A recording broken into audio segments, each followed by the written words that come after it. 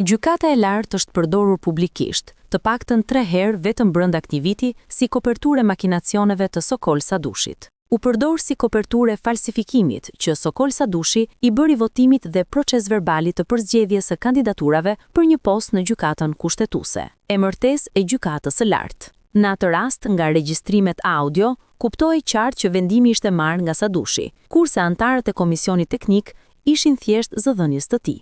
Ai vendim u takonte antarëve të gjykatës së lartë, jo komisioni teknik, dhe në audio dëgjoheshin edhe kontestime të skualifikimit të votës për Naureda Allagamin.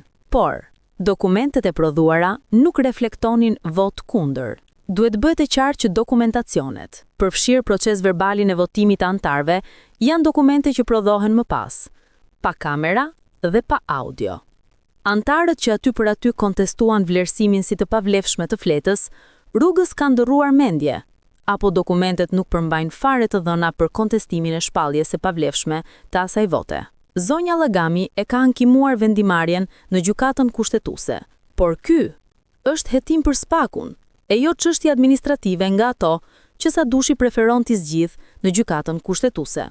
Mbetet që në këtë rast, Sokol Sadushi foli, zgjodhi, kontestoi dhe vulosi në emër të gjykatës së lartë. Askush nuk i doli kundër. Rasti i dytë është ai kur Sokol Sadushi hartoi, publikoi në media dhe i ushtroi presion publikisht gjykatës administrative që Allagami të humbte gjyqin. Nuk ka dyshime që është Sadushi që i ka shkruar edhe vendimin gjyqtare së gjykatës administrative.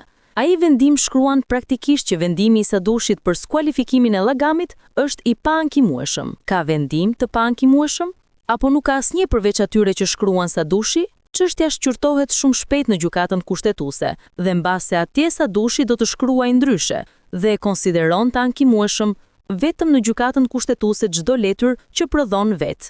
Por mbetet fakti që Sadushi edhe në atë rast e përdori gjykatën e lartë si pronën e tij, kurse presioni i ushtruar publikisht është temë për spakun, e jo për gjykatën popullore që shkon pas berihajt të agjenturës së Sadushit në media.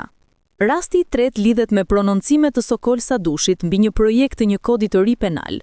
Në çdo tryez ku diskutohet ai projekt, Sokol Sadushi gënjen publikisht. Bile është sistematik në gënjeshtrat e veta. Për te arsyetimit që kush gënjen publikisht nuk e ka problem të falsifikujë kur është në zyrën e vet, Sadushi edhe kur gënjen në emër të gjykatës së lartë. Dhe asnjëri nga antarët e gjykatës së lartë nuk prononcohen. As antari që ka marrë pjesë në konsultimet e projekt kodit të ri penal. Pse ndodh kjo? Pse Sokol Sadushi përdor rregullisht gjykatën e lartë si mall të dyqanit të vet dhe të tjerët heshtin? Sadushi i ka vënë në rresht apo të gjithë antarëve të tjerë u lëvërdi që të fshihen pas gjykatës së Sadushit që shqyrton vetëm 19% të çështjeve penale dhe 26% të çështjeve administrative, të cilat i përzgjedh kriteri Sadushi e di se si.